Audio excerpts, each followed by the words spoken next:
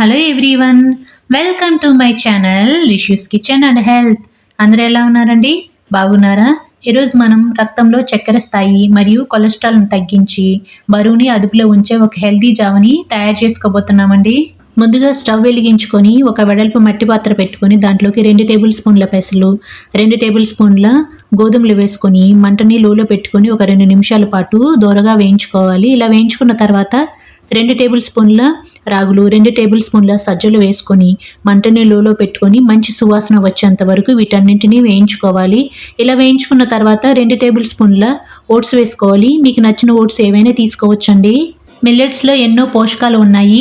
ఇందులో పిండి పదార్థాలు, ప్రోటీన్లు అనేవి ఎక్కువగా ఉంటాయి. సో షుగర్ ఉన్న వాళ్ళు వీటిని ఎక్కువగా వాడితే హెల్త్కి చాలా మంచిది. ఇలా ఒక 5 నిమిషాల పాటు వేయించుకున్న తర్వాత స్టవ్ ఆఫ్ చేసుకొని వీటిని చల్లారనివ్వాలి. ఇవి చల్లారేలోపు ఒక పప్పు కుక్కర్లోకి అరకప్పు బీట్రూట్ ముక్కలు, అరకప్పు బీన్స్ ముక్కలు, 1/4 కప్పు క్యారెట్ ముక్కలు, 1/4 కప్పు సొరకాయ ముక్కలు, అరకప్పు టమాటా ముక్కలు, 1/2 టీ స్పూన్ కల్లుప్పు, 2 గ్లాసుల నీళ్లు పోసుకొని మంటని మీడియంలో పెట్టుకొని ఒక 3 విజిల్స్ వచ్చేంత వరకు ఈ వెజిటేబుల్స్ని ఉడకనివ్వాలి. ఇవి ఉడికేలోపు ఒక మిక్సీ జార్లోకి మనం చల్లార్చి పెట్టుకున్న మిల్లెట్స్ కూడా తీసుకొని మెత్తని పౌడర్ లాగా మిక్సీ పట్టుకోవాలి. మనం మిల్లెట్స్ని తీసుకునేటప్పుడు డైరెక్ట్గా తీసుకోకూడదండి. ఇలా వేయించుకొనైనా తీసుకోవాలి, లేకపోతే ఓవర్ నైట్ మొత్తం నానబెట్టుకొనైనా మిల్లెట్స్ని తీసుకోవాలి. అంతేగాని డైరెక్ట్గా తీసుకోకూడదు. మన జీర్ణక్రియ వ్యవస్థ అనేది దెబ్బతింటుంది. 3 విజిల్స్ వచ్చిన తర్వాత దీనిలోని ప్రెషర్ మొత్తం బయటికి పోయిన తర్వాత మూత తీసుకొని ఒక పప్పు గుత్తుతోటి మనం పప్పుని ఎలా రుబ్బుకుంటామో అలా కచ్చాబచ్చాగా రుబ్బుకొని ఈ వెజిటేబుల్స్ని పక్కన పెట్టుకోవాలి. వీటిని మెత్తగా రుబ్బుకోకూడదండి, కచ్చాబచ్చాగా రుబ్బుకొని పక్కన పెట్టుకోవాలి. జావ తాగేటప్పుడు ఆ ఫ్లేవర్ అనేది పంటికి తగులుతూ ఉంటే టేస్ట్ అనేది బాగుంటుంది. ఇప్పుడు ఒక బౌల్లోకి 4 టేబుల్ స్పూన్ల మిల్లెట్ పౌడర్ తీసుకోవాలి. 1 స్పూన్ వచ్చేసి 2 టేబుల్ స్పూన్లతో సమానం. సో అందుకని చెప్పేసి 4 టేబుల్ స్పూన్లు అని చెప్పాను. దీంట్లోకి కొన్ని నీళ్లు పోసుకొని ఉండలు అనేవి కట్టకుండా చూపిస్తున్న విధంగా కలుపుకొని పక్కన పెట్టుకోవాలి. వేరొక మట్టి పాత్రలోకి 5 గ్లాసుల నీళ్లు పోసుకోవాలండి. 4 టేబుల్ స్పూన్ల పిండి తీసుకున్నాం కనుక 5 చిన్న గ్లాసులు నీళ్లు తీసుకోవాలి. అదే పెద్ద గ్లాస్ అయితే 3 గ్లాసులు తీసుకుంటే సరిపోతుంది. ఇప్పుడు స్టవ్ వెలిగించుకొని స్టవ్ పైన నీళ్ళ పాత్ర పెట్టుకొని మంటని లోలో పెట్టుకొని ఒక 2 నిమిషాల పాటు నీటిని మరిగించుకున్న తర్వాత 1/2 టీ స్పూన్ జీలకర్ర, 1/2 టీ స్పూన్ సన్నగా తరిగిన వెల్లుల్లి, 1/2 టీ స్పూన్ సన్నగా తరిగిన పచ్చిమిర్చి, 1/2 టీ స్పూన్ సన్నగా తరిగిన అల్లం, కొద్దిగా పసుపు వేసుకొని ఒకసారి కలుపుకోవాలి. ఇలా కలుపుకున్న తర్వాత ఒక రెమ్మ కరివేపాకు, 1/2 టీ స్పూన్ కచ్చాబచ్చాగా దంచుకున్న నల్ల మిరియాల పొడి వేసుకొని మరొకసారి కలుపుకోవాలి.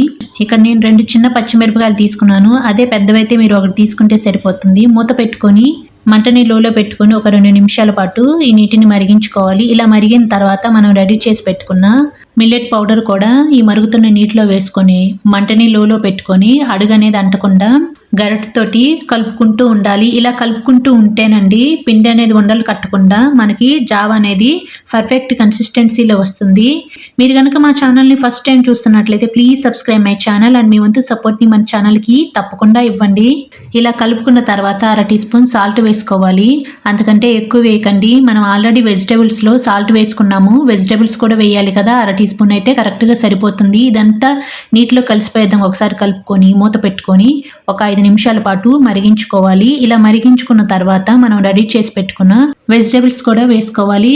బరువు తగ్గాలనుకునే వారికి వెజిటేబుల్స్ అనేవి బెస్ట్ ఆప్షన్ అండి. ఎర్లీ మార్నింగ్ బ్రేక్ఫాస్ట్గా ఉడికించిన వెజిటేబుల్స్ తీసుకుంటే బరువు అనేది కంట్రోల్లో ఉంటుంది. ఇలా ఒకసారి కలుపుకున్న తర్వాత రుచికి సరిపడినంత సాల్ట్ వేసుకొని వెజిటేబుల్స్ మొత్తం ఈ జావలో కలిసిపోయే విధంగా ఒకసారి కలుపుకోవాలి. మిల్లెట్స్లో ఫైబర్ అనేది ఎక్కువగా ఉంటుంది. సో దీనివల్ల బరువు తగ్గడమే కాదు చక్కెర స్థాయి కూడా అదుపులో ఉంటుందండి. ఇలా కలుపుకున్న తర్వాత మూత పెట్టుకొని మంటని మీడియంలోకి అడ్జస్ట్ చేసుకుని ఒక 3 నిమిషాల పాటు మరిగించుకోవాలి.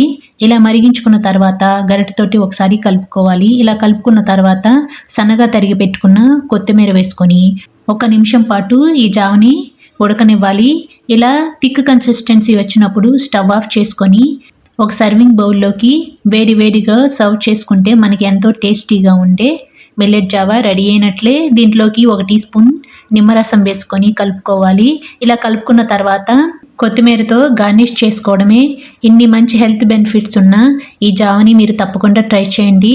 షుగర్ని కంట్రోల్లో ఉంచుతుంది, బరువుని నియంత్రిస్తుంది, కొలెస్ట్రాల్ని ఇట్టే తగ్గిస్తుంది. మీరు కూడా తప్పకుండా ట్రై చేయండి.